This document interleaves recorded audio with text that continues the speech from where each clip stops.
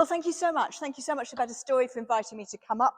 Thank you to you for coming. I'm aware that nowhere in London is close to wherever you start off.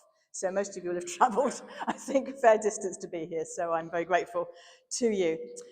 Good. Well, let's begin with a couple of definitions, because the issue is that whenever we speak about this area, every term that we use is contested. And so the first thing we really need to do is to make some definitions so that you don't misunderstand me. For example, if I use the language of far right, you don't think that I'm saying you're far right if you voted for Brexit, for example. So because every single term that we use is contested, I'm going to tell you how I'm going to use terms today. So we're going to want to begin, if we just keep somebody on the slides for me. Thank you. That's great. I want to begin by just talking for a moment about liberal democracy, because I'm going to speak about things that undermine liberal democracy, and it's perhaps not a term that we all use all the time. We probably roughly know what democracy is. The elements that make a democracy a liberal democracy would include free and fair elections, the separation of legislative, so lawmaking, judicial, and executive. That means kind of police powers. Independence of the press, protection of minorities. Otherwise, you get what's known as the tyranny of the majority, where a majority of people vote the government in and they act in a kind of totalitarian way, and everybody who didn't happen to vote that way loses their rights. And freedom of speech. So I'm not a political theologian, or I'm certainly not a political specialist, but I think that'll do as a kind of reasonable discussion of what liberal democracy means. So when I use the term, you'll know what I'm referring to. Right, let's go on to define the term far right. So here I'm leaning on the work of probably the leading expert in the world on far right movements, a man called Kaz Mudder.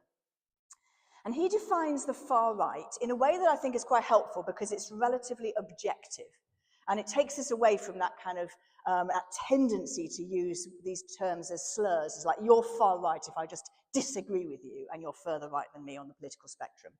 So he defines far right as movements which are a threat to liberal democracy, which is why I defined that term at the beginning. And he then divides those movements into two. So there is the extreme right, and the extreme right are movements which are opposed to, which are seeking to dismantle democracy, full stop. So that would traditionally you'd think of Benito Mussolini and Adolf Hitler as examples of that. Now we are seeing such movements in Britain. By their very nature, they are underground. Because such movements would be proscribed. But they do exist in very small numbers, thankfully in very small numbers. But I've got a friend who works as an expert witness in some of the trials of these individuals. And he says that some of the stories that he has to plough through in preparation to give evidence are absolutely hair-raising, and that the perpetrators are getting younger and younger and younger. So we might just hold that thought, actually. So that's the extreme right, but the radical right is that section of the blanket term far right, who are not seeking to dismantle democracy, but are acting in a way which poses a threat to liberal democracy, to those elements that I just defined on the previous slide. So if I use that term, far right, that's what I mean by it. Okay. Only one more definition, and it's the one that really was on the title of the reason that you came, I guess, which is Christian nationalism. Now, this also is a term that is used by various people in various ways, and there are certainly Christians, some very prominent Christians, who say, I'm a Christian, I'm a nationalist, by which they probably mean I'm a patriot, therefore I'm a Christian nationalist, and what's wrong with that? And here we see the issue of definitions and how tricky this is. The Christian nationalism that I'm talking about today is a Christian nationalism which I believe is probably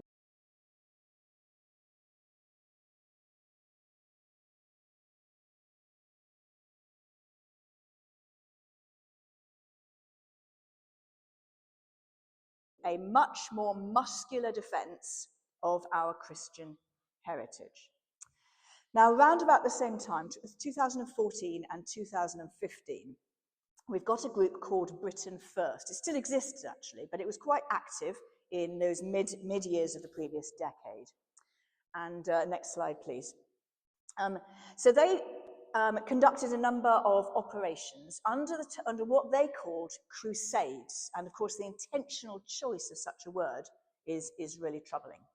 And two of their crusades would include, one of them on the left-hand side of the slide, would be parading through Muslim-majority cities with these big white crosses, aggressively shouting things like, "Muslims go home, this is a Christian country, you're not welcome here," such things. Those two individuals that you can see there subsequently both served time in prison for racially aggravated hate crime or something in that ballpark. Around about the same time, the same organization conducted invasions into at least 2 mosques during the time of prayer with Bibles and leaflets, again, calling this a crusade. So that's the middle of the last decade.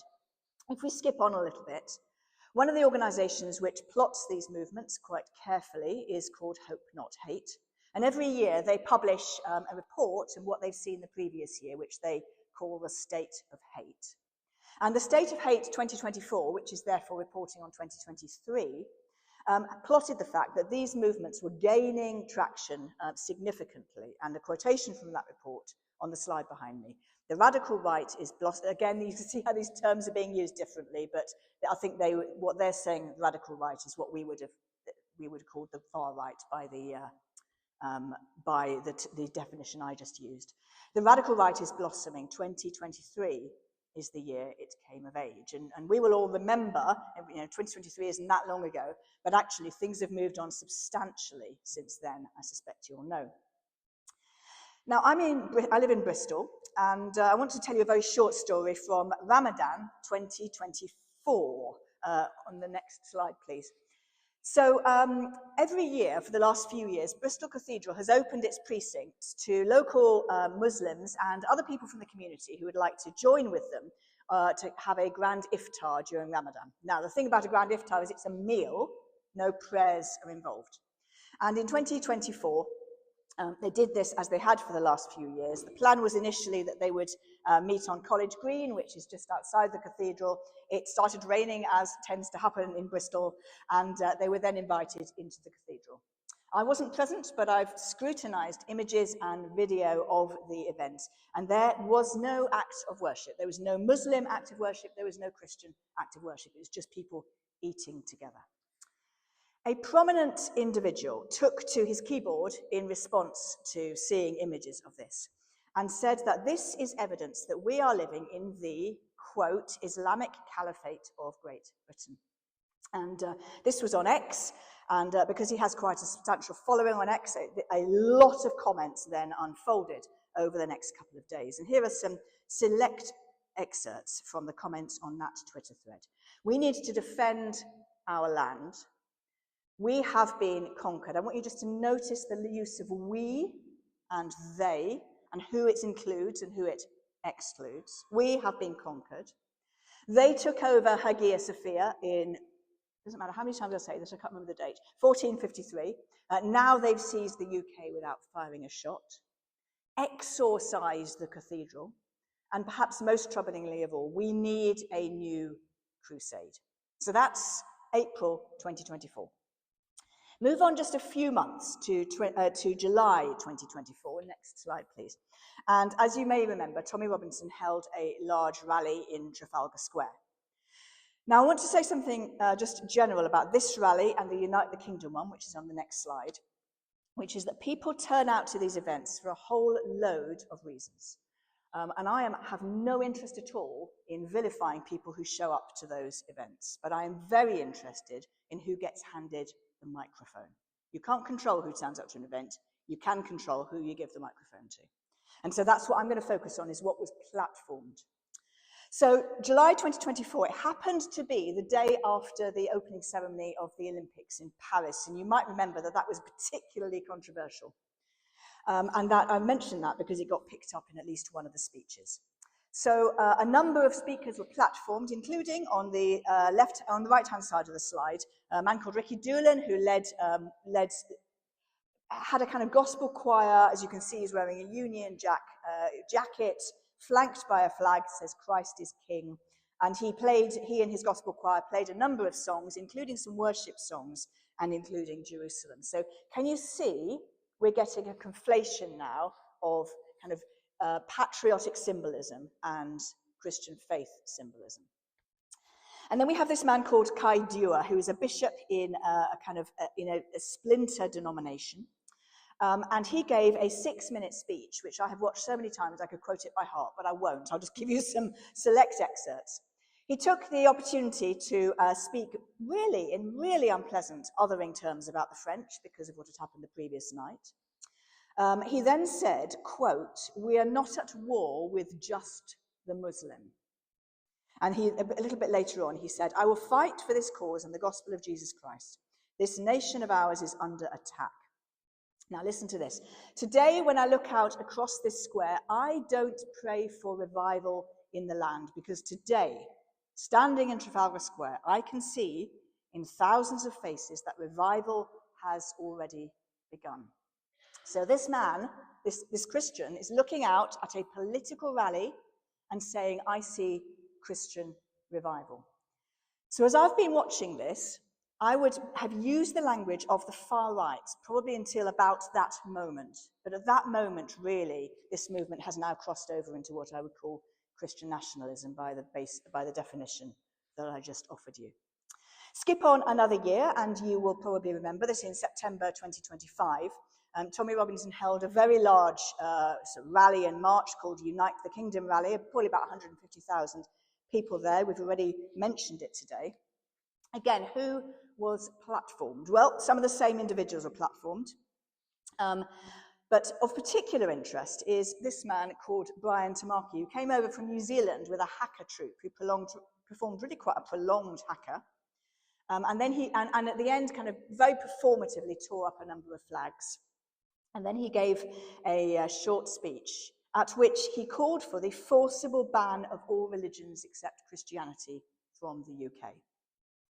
He said, "We are in the context of a religious war of Christianity versus the rest, and we need to, quote, clean our countries up by, quote, getting out everything that does not receive Jesus Christ." Now, it wouldn't be fair to stop there without commenting briefly on the carol service which Tommy Robinson held last month, and which I actually attended. And I'm not the only person, there's some other people in the audience who attended it as well. So in December 2025, Tommy Robinson put on a carol service which was going to, quote, put Christ back into Christmas, unquote. And he promised that it would be a Christian worship service and that there would be no politics. And I and a lot of other people went, "Oh yeah, we'll see, won't we?" And I have to say, I stand corrected. He pretty much did what he promised. So in the crowd, I would say 3 different categories of people, clearly overlapping categories, but there were observers like myself who wouldn't have been there except wanted to see what was going on. There were people who were there out of Christian observance and wanted to worship and wanted to, were there clearly worshipping. And then there were people who were there under what I would call the patriot banner. And you could tell, I'm not saying some of those weren't Christians, but you could tell that what reason they'd come for because of what they were carrying or perhaps the tattoos they wore and so on. And the crowd was mainly, but by no means exclusively, white, and there was a significant proportion of working class in the crowd. About 1,000, probably 50, 1 to 1,500, something like that. So not a particularly big event. And what happened was a whole lot of scripture, far more scripture than a typical Baptist service on a Sunday morning, I have to say. Lots of carols, prayers, and a whole succession of Christian leaders and 1 or 2 others, perhaps 1 or 2 influencers, who each gave a very short mini sermon and a gospel call. There was no politics, apart from the fact that 1 or 2 of them referred to the crowd as patriots. Patriots, we're here to worship Christ, sort of thing. Apart from that, really, that was really the only kind of political nod that was visible. And I have to say that Tommy Robinson didn't present himself until about an hour and 3/4, right at the very end. In fact, we'd had a final blessing, and I think many people wondered if he was even going to show up at all. And he gave a very short, but really quite an impassioned speech, which again did not refer to politics, but referred to his faith, his faith, which he said he'd come to faith in prison, and spoke quite passionately about it. So you know, we await the fruit. I have to believe that if the Spirit of God can meet Saul and stop him in his tracks, then he can meet Tommy Robinson. But we have to await the fruit and see. And I have to say, I'm now subscribed to his emails, and what's coming out is not particularly encouraging. But if he is a baby, if he is a Christian believer, he needs to do what Paul did, actually, and take himself off for 3 years and be discipled properly. And then maybe he's got something to say to us. How are we doing for time? Okay, so that's a little bit of an overview. I know you've come to hear theology today, but I need to set the scene a little bit so that we kind of all know what we're talking about. We're on the same page. Let me offer you a few more thoughts, and then we're going to take a little break, and I'll give you a chance to kind of chat to your neighbours for a few minutes. Next slide, please. Okay, I want to offer you a model, which I'm going to come back to a couple of times in our time together. And I want to suggest that any of the divisive issues which are polarizing us today, and you'll know what they are, we'll perhaps come to them in a few minutes, but any of the divisive issues in our society today, people's opinions will vary, of course, that's the whole point of the fact that they're divisive. But that I think we would have to agree that within a liberal democracy, not everybody has to entirely agree with everybody else. In fact, if we all had exactly the same opinion on, let's say, immigration, then quite honestly, we probably wouldn't be in liberal democracy. We'd probably be in somewhere like North Korea, where everybody apparently has exactly the same opinion. So we have to say that there has to be scope for a range of opinions. But I think we would also want to say that there are opinions or kind of arguments being made which would lie beyond what we would consider acceptable within a liberal democracy. So what I've got up there is not in any way trying to say where the boundaries lie, because apart from anything else, I haven't even put an issue up on there. But to offer you a model of how we might think about how opinions would vary on any particular matter. And so you can see we've got 4 individuals. If you look at the 2 within these, so the purple ellipse, it defines what we might notionally say are the boundaries of liberal democracy. And so you've got somebody who is on the right-hand side of that ellipse and somebody who is on the left-hand side of that ellipse. And I want to say that if they fall within liberal democracy, then I'm going to call them moderates. Okay, I've got the microphone, so I can call them what I like. So I'm going to call them moderates. Okay. And then I want to say that the people who fall beyond that purple ellipse, I'm going to say are extreme, just for the sake of some terminology to use. Okay, is this making sense so far? So let's think about this in the situation of the highly polarizing issue of whether we put jam or cream first on our scones. Oh, scones, another polarizing issue. See, I told you can't speak about this without getting yourself in hot water. Okay, so what would fall within the bounds of liberal democracy within this particular issue? Well, I want to suggest that putting jam first and then cream on top probably falls within what we would consider acceptable within a liberal democracy. And I want to suggest that even if we don't agree, putting cream first and then jam probably also falls within what we might accept as a liberal democracy. And I mean, there might be some crazy people who don't like cream or don't like jam and only want one of them or want butter or something. And then we can probably accommodate them within that ellipse as well, just about, okay. What might fall beyond that then? Well, I did this experiment with a group earlier in the week, and we had a bit longer, so I got them to feed back, and I had various extreme suggestions, including execution. I'll just go with imprisonment without trial for people who want to put cream on first, or imprisonment without trial for those who want to put jam on first. I think we would say that such a proposal would fall beyond the bounds of liberal democracy. What I want you to notice, though, is that if we look at, say, I'm trying to get my lefts and rights lined up for you. If we look at, let's say, the right side, that the moderates and the extreme, they share the same ideology. They both say jam first. Is that right? Cream first. But the extremes have taken that same ideology and made it divisive and violent. But they share the same ideology. And then, of course, the same thing on the other side. They share the same ideology, but the extremes have taken that ideology, that moderate ideology, and are wanting to express it in a way which is divisive and violence. Does that make sense? I want us to understand this because I'm going to build on it in a couple of times over the remaining of our time together. I'll come back to it once or twice. In fact, I'll come back to it straight away with the next slide, please. So what I'm seeing at the moment, a lot of, I'll be interested to know whether you think you're seeing this as well. I'm seeing people, if we move away from scones for a minute, I'm seeing people who have what I would consider, whether I agree with their opinion or not, what I would consider moderate opinions about, let's say, immigration, on both sides of the spectrum, who are calling each other extreme right or extreme left. But actually, I think that if we listen to their opinion, I would personally put it within the purple ellipse. Now, how is that happening? Well, I think what's happening is that they're listening to their own extremes, and their own extreme wing is saying to them, those moderates, except they're not using that language, those moderates are extreme. And then the same thing is happening on the other side.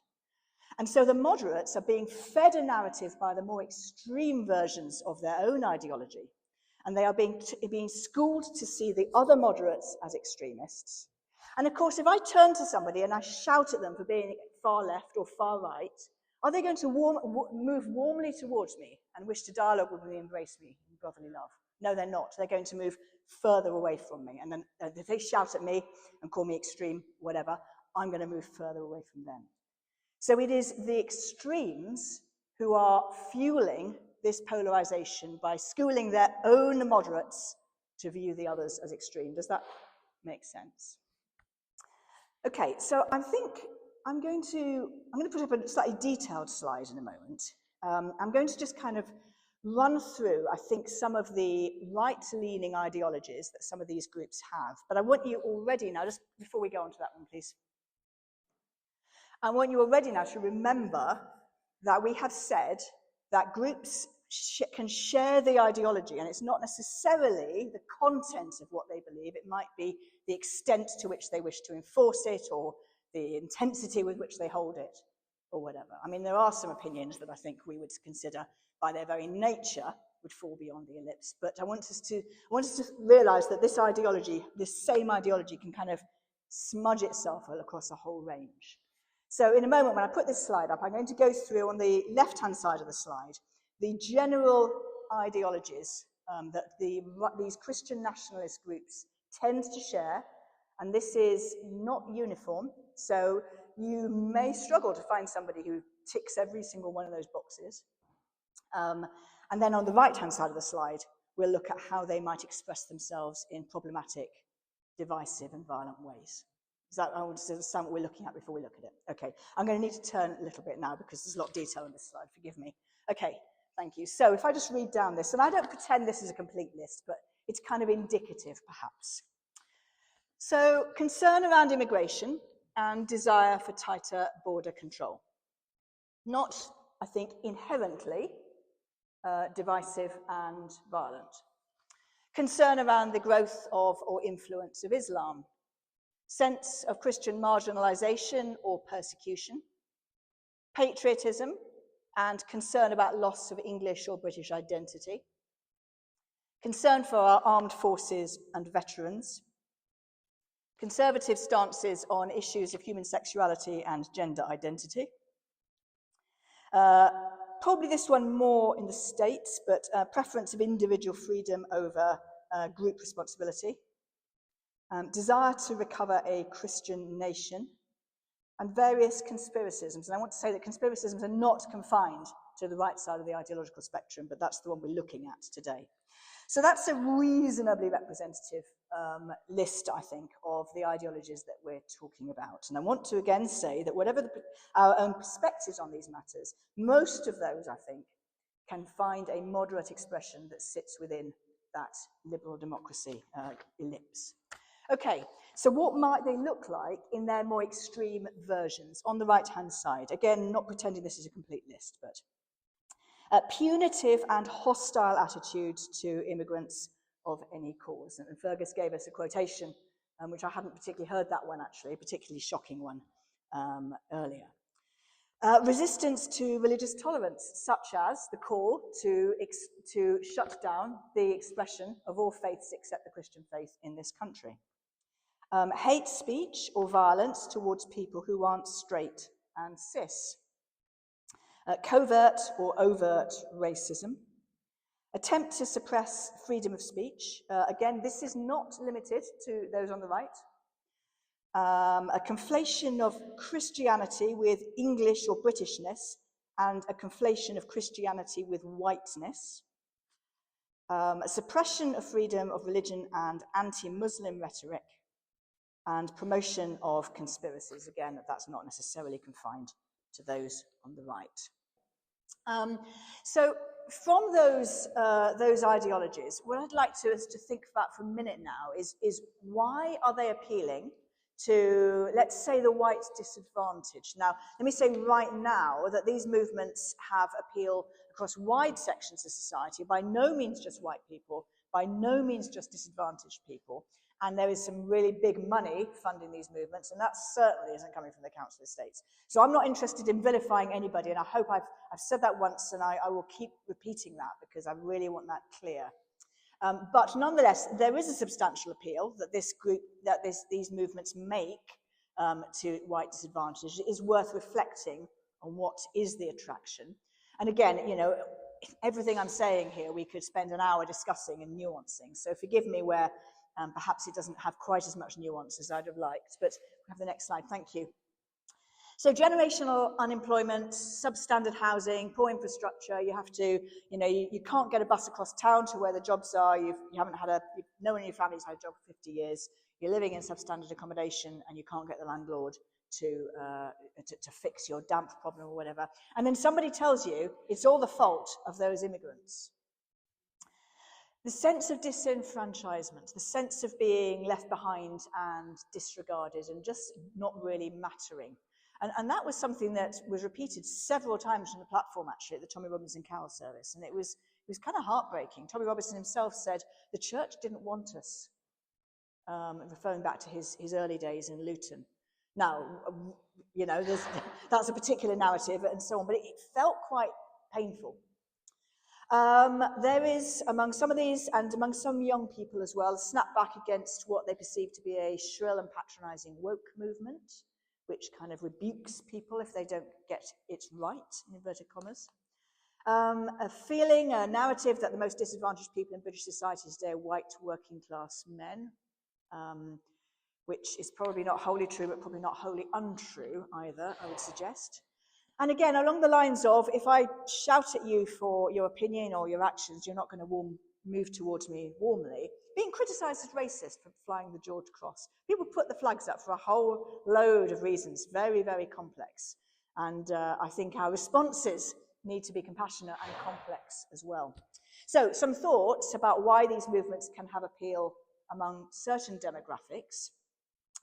Now let's think about why they can be appealing to Christians, understanding, of course, that those two groups can also overlap.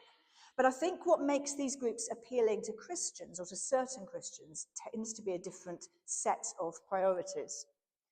So there is indisputably a loss of Christian visibility in society.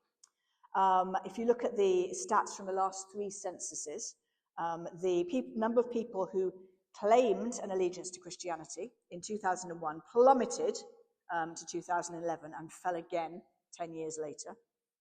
Now, of course, we can talk about what that represents, and the stats aren't the full picture, but the stats exist. On the other hand, Islam more than doubled between 2001 and 2021. The figures are very, very different. Figures are still a very long way apart, but the trajectories are moving in a particular direction. And for some, that is a real concern. Some of the things that are going through Parliament at the present, or have been going through recently, around beginning and end of life trends, law changes around same-sex marriage and trans issues, trouble some Christians greatly. And we should notice then that while, of course, there are absolutely Christians among the white disadvantaged, so I'm not for a moment suggesting these are separate groups, but there are kind of a separate set of impulses that perhaps make these movements feel attractive. Now, I want to offer you my best analysis right now, but it is a moving field, and so I keep tweaking this diagram. But my best analysis right now of how I think Christian nationalism is gaining traction and what the kind of energizing forces are. Thank you. So I think we've got two groups. We've got some political actors, and again, I'm not saying that they can't be Christians, of course, and we've got some influential Christians. And these two groups, I think, see in each other something that they can exploit to their own advantage. Perhaps exploit isn't always too unkind a word, but perhaps it doesn't have to be exploit. Something that they can use to their own advantage. And these two groups then kind of mutually co-opt each other and create a kind of cynical alliance. So for the political actors, I think they see in the church something that gives them credibility. I called it church washing recently, something that gives them plausibility and perhaps allows them to extend their, to grow their kind of constituency, as it were, that they're following. On the other side of the diagram, you've got certain influential Christians, like perhaps the ones who I quoted a few minutes ago, who see in these political movements the opportunity to grow in power or influence. Now, again, we can discuss and think about whether that is a cynical desire for personal enrichment or whether that is a more laudable desire to see the church grow in influence. But I think that they see in it something that will allow them to gain traction in terms of power and influence. So you've got these two groups which then form this cynical mutual co-option. And then they generate, and this is the quotation from my Christian nationalism definition, and they generate a collection of myths and traditions and symbols and narratives and value systems. And can you just, even in your mind's eye, see that collection of myths and symbols and value systems and traditions that is being promoted at the moment? And then they effectively sell that to the population. They sell that to the wider public. And in that process, they both generate and weaponize or exploit fear, and they exploit feelings of hopelessness and financial precarity and anxiety and concern around loss of identity and concern around rapid social change and all the sorts of things that we have just named. They use this narrative they have constructed, they exploit those things, and they then, as it were, sell this myth to susceptible portions of the general public. And when we are talking about this co-option of the Christian narrative with political action, then the people who are susceptible are believing Christians and cultural Christians. And cultural Christians is not a term I defined, but you probably know what I mean. It's people who like the outward form. Richard Dawkins describes himself as a cultural Christian, and he's an atheist. Somebody who likes the outward form but doesn't have the commitment to Jesus Christ. So that's my best analysis of what's going on right now. And I want to remind you of the story of Faust. It's a made-up story, as I'm sure you know. But Faust was a character who sold his soul to the devil in order to gain power and money. And I want to just read you this quotation. So Occidental Descent is a particularly nasty alt-right group from the States. So it's not in our country, but I want you to listen to what he says because I think it's very significant. This is a few years ago now. He leads Occidental Descent, or did at the time. He says, the alt-right shouldn't get hung up on being anti-Christian because Christianity is infinitely malleable. After we seize power and get on television, the alt-right will be celebrated as Christian. That's quite troubling, isn't it? And I have to say, he's being proved right, I think. So that's a little bit of an analysis of what's going on. I want us to go a bit more deeply now, because I want to suggest that one of the things we are seeing in many, not all of the individuals in these movements, but in many of the individuals in these movements, is what I would call a thin theology. And when I say a thin theology, I mean the use of slogans or images with very little content or substance beneath them. Now, again, remember what I've said, that I am not interested in vilifying people who turned up to the Unite the Kingdom rally with a Christ is King banner. They came for a whole load of reasons, and many of them are my Christian brothers and sisters, okay? But the use of such banners by those who are leading such movements can be a thin appeal to make a set of political claims that actually has very little to do with the lordship of Christ, has very little to do with the servant king, very little to do with the master who washed his disciples' feet. But it's a good slogan. That's what I mean by thin theology. The parading of the cross through Muslim majority areas as a reason, as a pretext to shout, Muslims, go home, this is a Christian country, you're not welcome here, is a thin theology because it seems to have no connection with the master who died for the life of the world, with the one who said, take up your cross daily and follow me. So that's what I mean by thin theology. And one of the things that I would love us to think about, perhaps to take home and to take up as a challenge, is that we who are in church leadership particularly, but all of us, we need to learn to and help others to learn to smell a rat. Because the thing is that when somebody walks through the streets carrying a Christ is King banner, it's really, really hard to articulate why that might be problematic without sounding like you don't believe Christ is King. And I absolutely, for the avoidance of doubt, believe Christ is King. I also believe that we should be free to and bold enough to proclaim that. So why is it a problem when people are using that? Can you see it's tricky, but if we can help our congregations to understand, to notice, to go slightly below the surface, not simply to take the slogan, but to think, what's this slogan? What work is this doing? What cause is it promoting? So that's a challenge that I am trying to take seriously, and I would invite you to think about. However, not everybody who is operating in this sphere is working with thin theology. There are thick theologies, there are well-developed theologies of Christian nationalism, which I disagree with, but you can't say they're thin.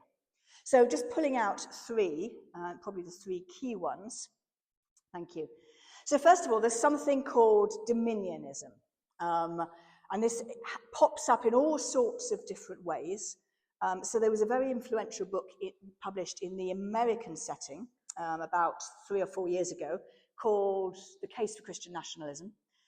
And he argues, very badly, I have to say, as a biblical scholar and particular interest in Genesis 1, 2, and 3, he argues very badly from Genesis 1, 2, and 3, but he does use God's command to Adam and Eve, and by the way, it's to Adam and Eve in Genesis 1, 2, and 3, in Genesis 1, to have dominion, and he uses an argument there that ends up with only Christian men should rule, and only Christian men should vote. Yeah, I don't commend the book.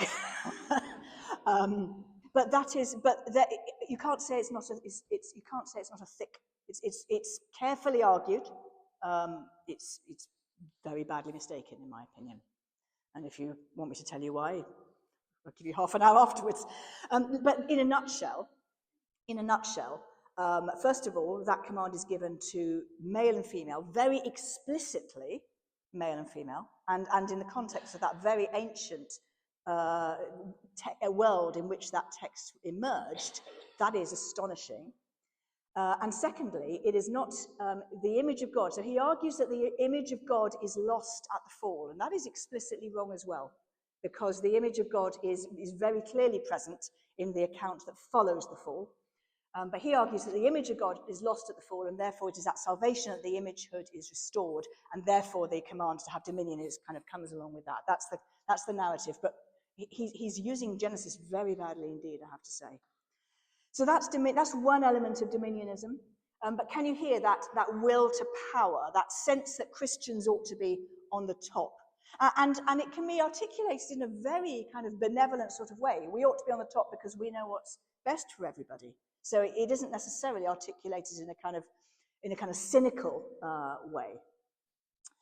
A second thick theology is that of the need to restore a Christian Britain.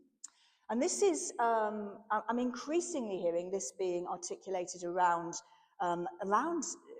King Alfred, and about how King Alfred, when he united the various tribes, did it as an explicitly Christian nation.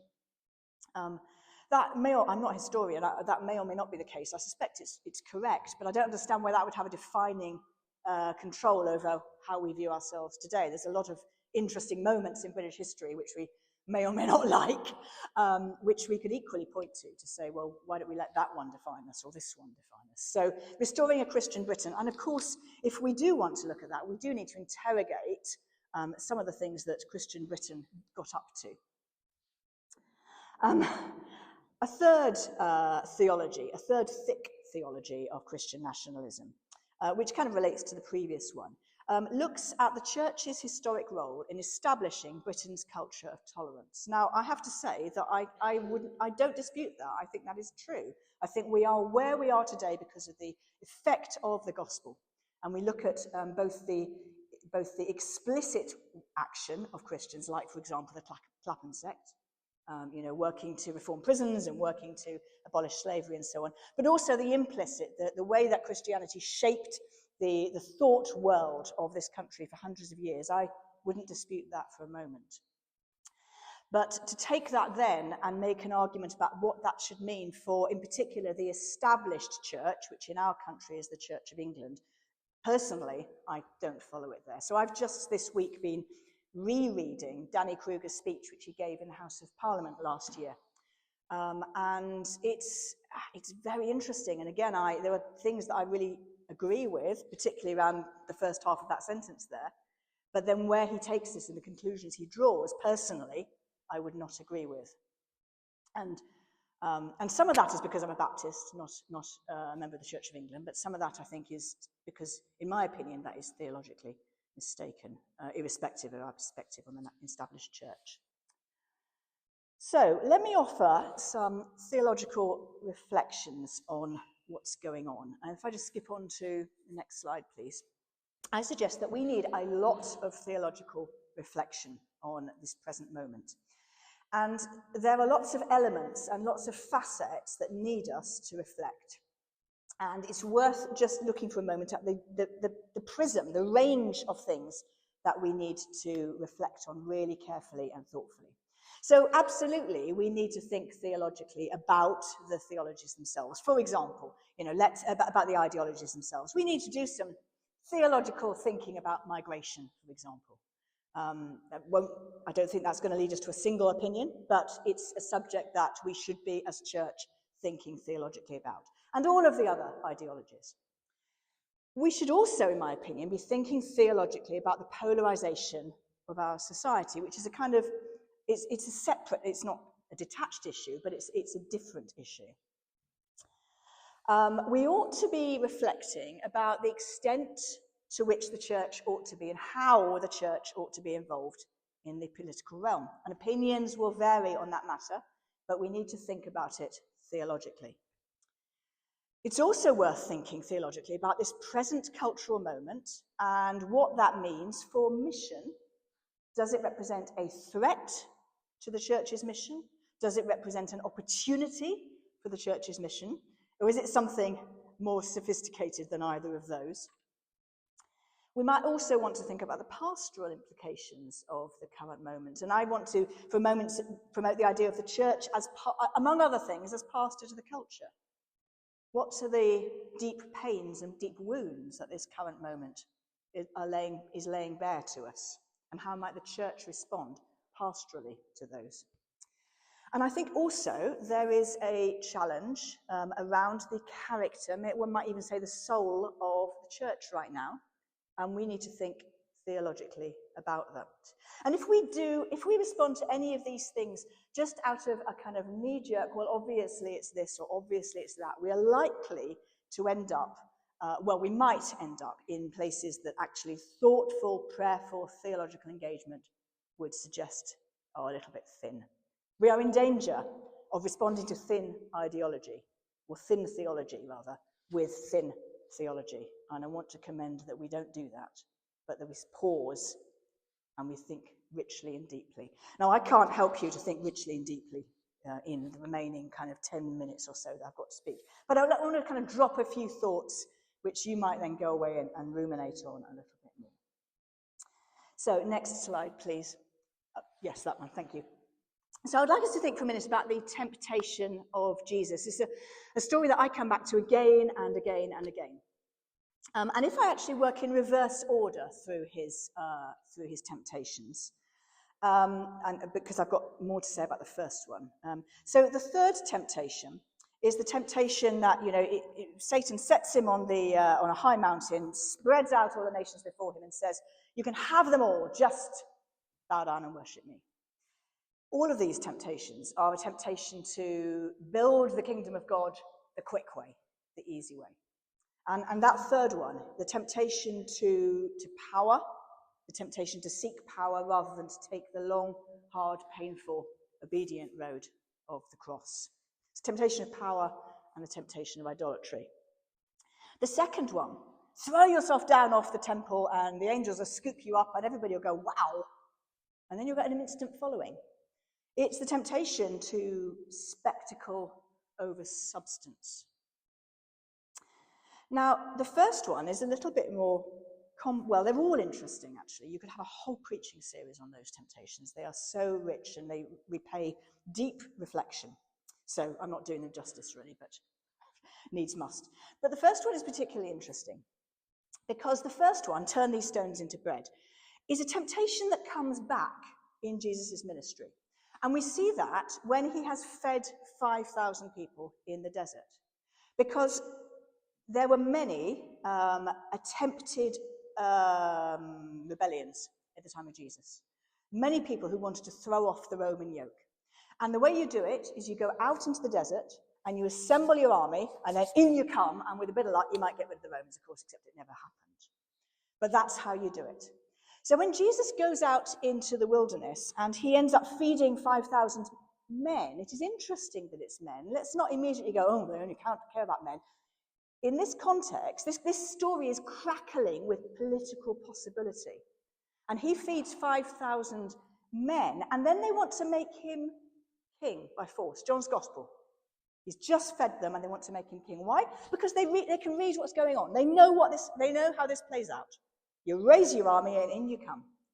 And there is the same temptation playing out in kind of practice from how it was envisaged in theory at the beginning of Jesus' ministry. And it is the temptation to popularity, and one might even say, an anachronistic term, but the temptation to populism, one might even say.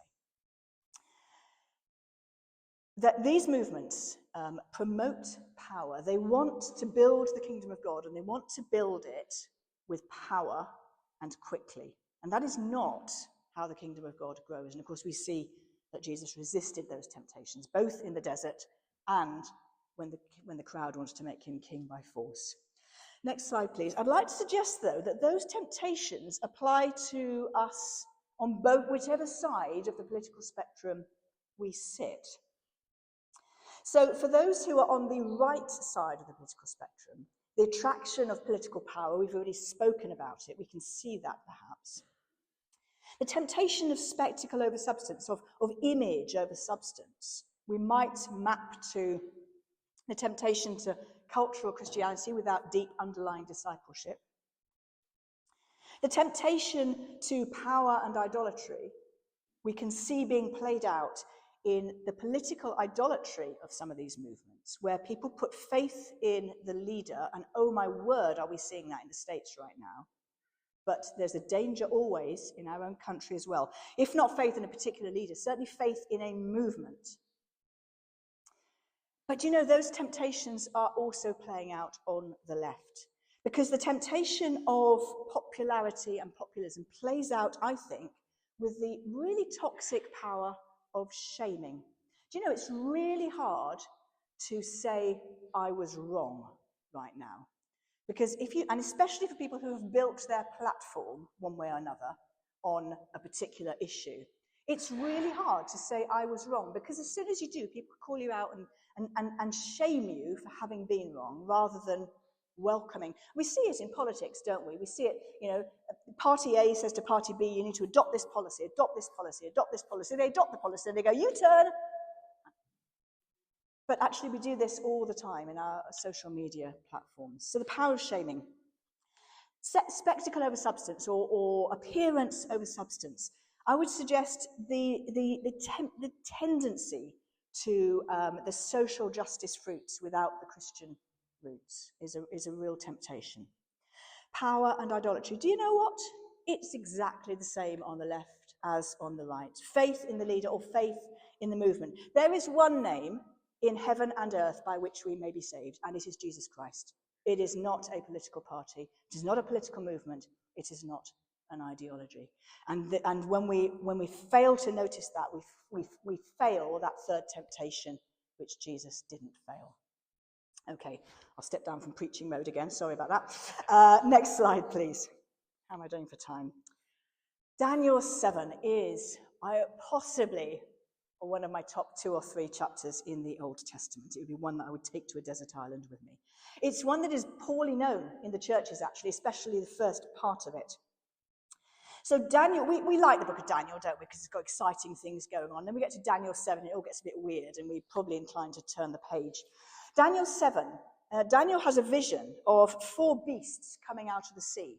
And my word, these beasts are hideous. None of them looks like anything that you're going to see if you go and visit a zoo. They're all like some sort of Frankenstein's monster, some sort of kind of hideous mishmash of teeth and claws and wings.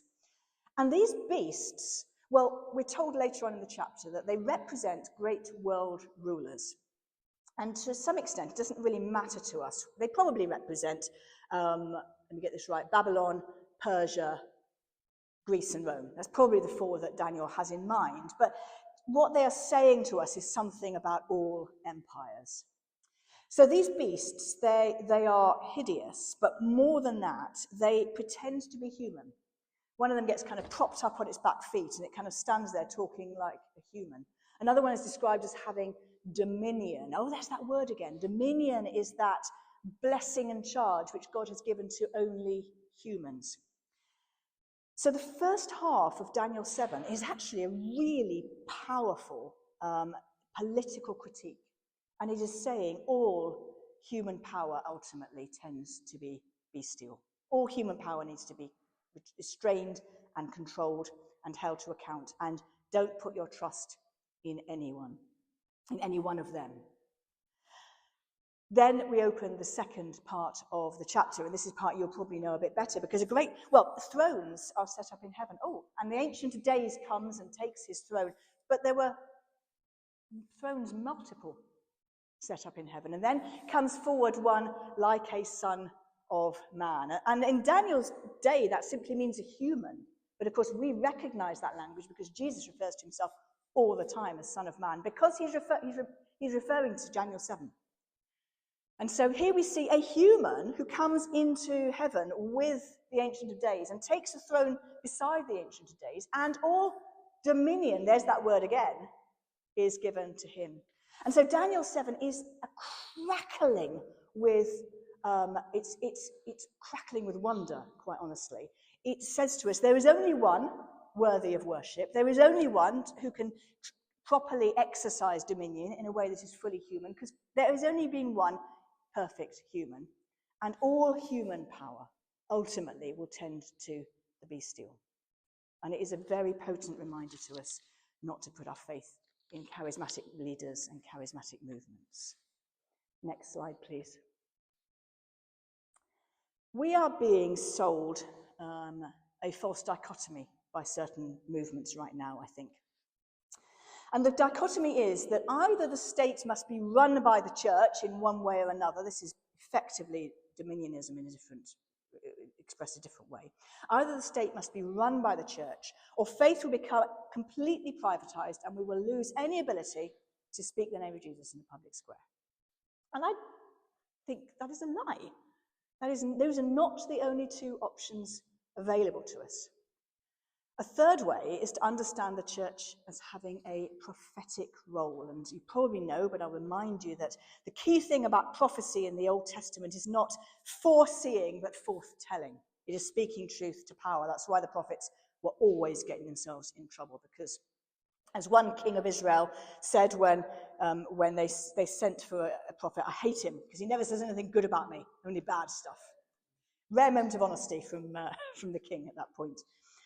This is the role of the prophet, and the prophet operates better from the margins.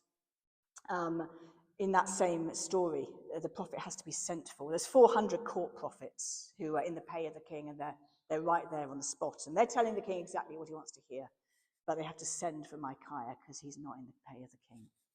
This, in my view, is the role of an important part of the role of the church in the day. We need no one's permission to be prophetic. We certainly don't need privilege or influence to be prophetic, but I think it is a core part of the calling of the church. Next slide, please. I've already referred to this once. I probably won't labour. I suspect. I saw nods, so I think you will probably know this. The parables of the kingdom, which Jesus told, are really worth meditating on, and they have a lot to say to the present movements, which have this will, as we've said, this will to power, this will to bring the kingdom of God by power and force. Jesus says the kingdom of God grows like a mustard seed, grows like yeast. Those have been favourites of mine for a long while, but more recently I've been thinking about his slightly less well-known one, parable of the seed in the field. The farmer plants the seed and then basically goes home and puts his feet up and watches TV. I mean, that's a slightly modernised version of it, but the seed continues to grow because it's not actually dependent on the farmer, because it is the Lord who sends the rain and the sun and causes growth. And this is the wonder of how the kingdom of God grows, so often in spite of people like me, rather than because of us. Next one, please. I think one of the feelings that it related to my previous point, I think, one of the feelings is we need to effectively put Christ on the throne. We need to assert his kingship because people don't acknowledge it. We need to enthrone Christ. And I would dare to suggest that Christ is already on the throne and he doesn't actually need a helping shove from us. And Christ is on the throne, and so we don't need to make dodgy political deals to put him there. There is a sort of utilitarianism about parts of this movement, by which I mean the end justifies the means. If we can get Christian influence, if we can make the church more successful and prominent and visible, it doesn't matter how we get there, it doesn't matter who we make alliances with, it doesn't matter what lies we tell along the way, or whatever it is, there is that utilitarianism. And I would suggest that the character of the people of God should be of more interest to us than where we think we ought to be heading. It's one of the things I bang on to my students about a lot. As I'm responsible, I help to shape new Baptist ministers, and I talk to them a lot about, you might think you know where God's leading this church, but if you don't do it in a Christ-like way, then you are really failing your church. And I think that maps to the larger political scene as well. I've also been reflecting quite a lot recently about what it means to remove the plank from my own eye, and all of us to remove the plank from our own eye. And I'm going to return us back to that spectrum that I showed you earlier. Now, remembering what he said, that the moderates and their own extremes broadly share the same ideology at both, and the same thing on the other end, okay? So what would it mean as me, as a notional moderate on one side or other of the political spectrum, to attend to the plank in my own eye? I think what it means is I turn to those who are more extreme than me, and I say, how dare you take my good and moderate and reasonable opinions and make them something divisive and hateful? And I will not defend you for that. But actually what people are doing quite a lot of is saying, well, they've got a point. And of course, same thing happening on the other side. So I think that attending to the plank in our own eyes, looking at the problematic expressions of our own particular ideological preference, whichever side of the spectrum we sit. And if we do that, then that might just free us up to engage in dialogue with people that we disagree with, rather than shouting at them. One of the real dangers, I think, in our day is that we see people polarizing society, let's say around Islam. And we see a polarization opening up, and we see people using kind of them language, like we saw, I quoted you some earlier, they are doing this, they are conspiring, we should kick them out. And we say, my word, there's this big ditch opening up. How dare you polarize society?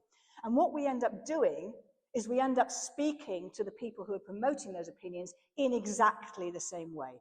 And we're protesting that they are polarizing society and digging a ditch there, and we are digging our own ditches here. Let's think hard about what it means to remove the plank from our own eyes and to worry more about the extreme and violent and divisive expressions of our own ideologies.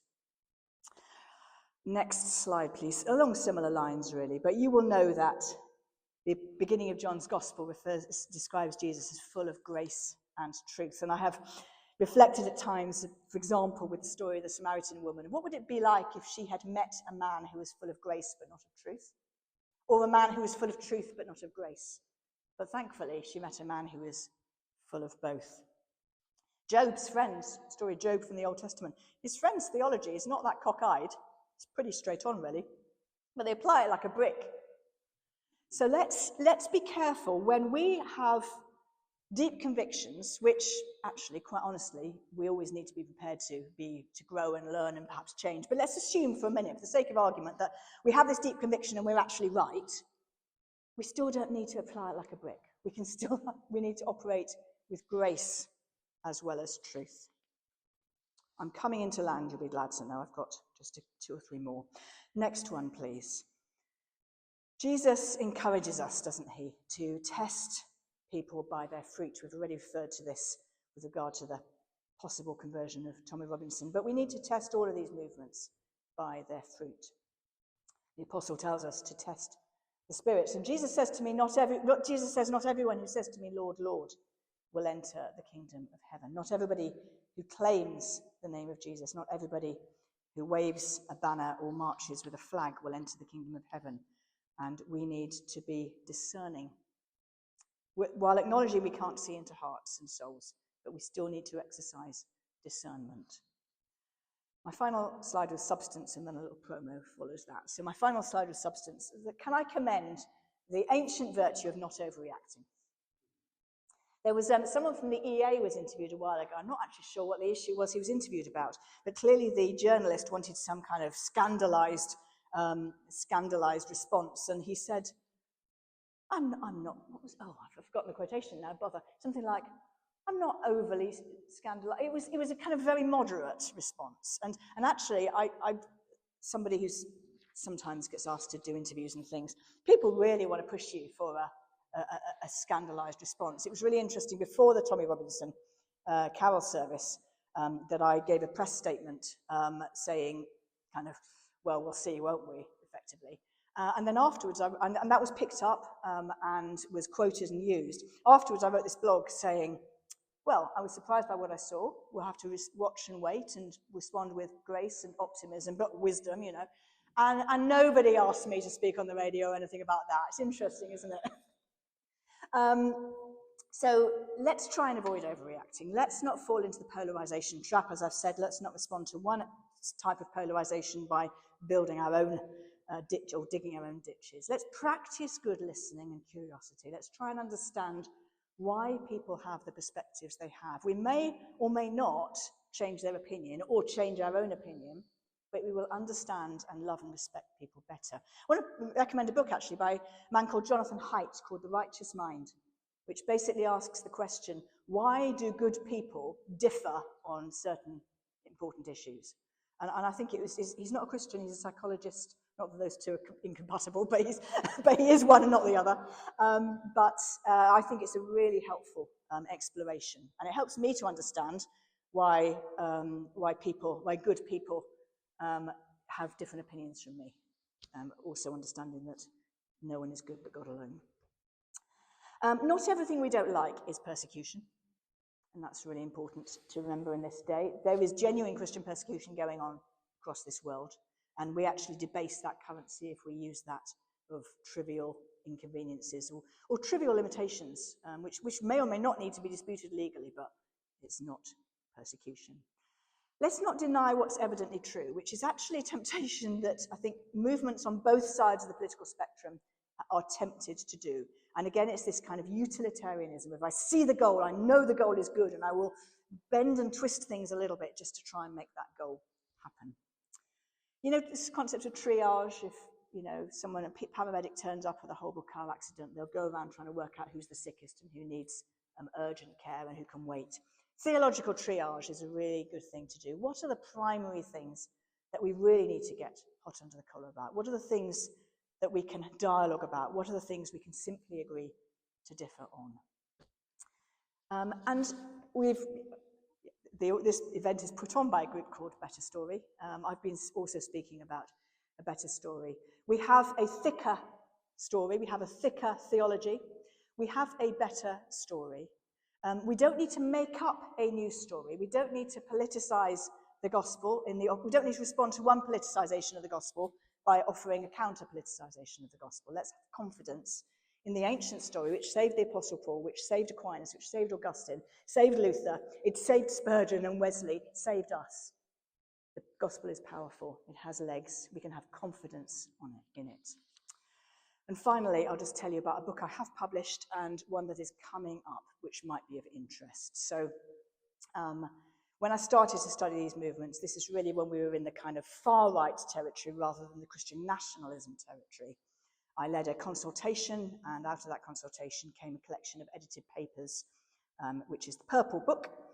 And in the conclusion to that, I offer 10 recommendations to the British Church of how the British Church might respond to the use of Christian symbolism by these movements. I've actually got 2 copies with me, and I've also got, you're welcome to take a little kind of card with those 10 recommendations on it. Help yourself to that, and don't help yourself to a book without handing me some money though, please. Coming up, the book on the right, Faithful Presence in a Fractured World. This is a more accessible, it's a toolkit for people in pastoral ministry or Christians in general who want to make a difference, but also have other things on their plate. Most church ministers do not have 35 hours a week to give to this issue because they have other things to be doing, but also can be really concerned. So some kind of suggestions and ideas, but also leaning into the idea that the quiet work of loving our neighbours, the quiet work of building social cohesion, the quiet work of serving our communities, the quiet work of preaching the gospel, this is what we need to be doing. We are already doing it. Let's have confidence. Let's respond with faith and integrity and courage in this time, but let's not panic because Christ is on the throne.